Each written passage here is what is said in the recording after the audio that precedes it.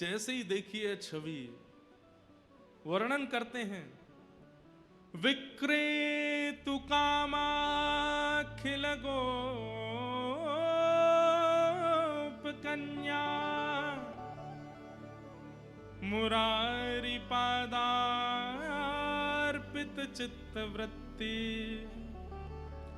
दध्यादिकं मोहवशाद्यवोच्यत गोविंद दामोदर माधवेति।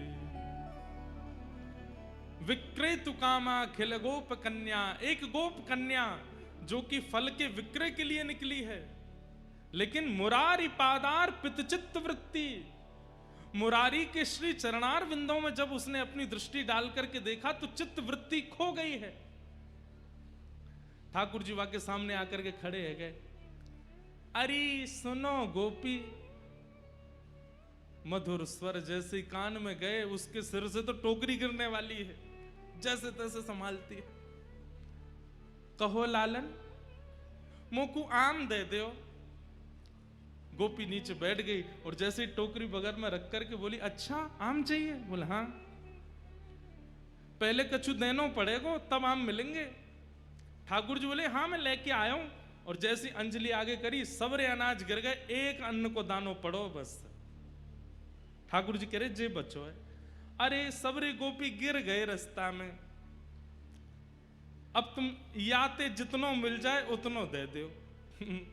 एक अन्न को दानो है और बाकू ठाकुर जी कह रहे हैं कि याते जितनो मिल जाएगो आम उतने दे दो। गोपी के नेत्र सजल हो गए, वो तो मुख कांति देख रही है, ठाकुर जी की मधुर बैन सुन रही है, नेत्रों में ही उसकी स्थिति है।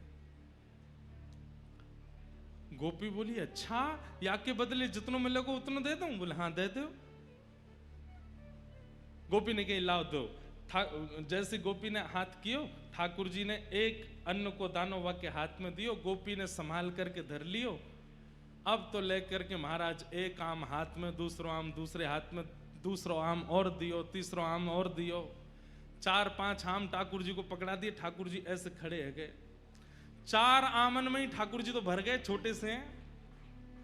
बस गोपी इतना ही बहुत है। वो ना है, तुमने जो दियो बातें तो और ज्यादा मिलेगो, लेके जानो पड़ेगो। ठाकुर जी बोले अब कैसे देगी? तो गोपी अपनी एक चुनरी उतार करके ठाकुर जी की कमर पे बांधे और वह कमर में कस के बांधी वही चुनरी में एक आम यहां खोस दियो, एक आगे खोस दियो, पीछे खोस दियो।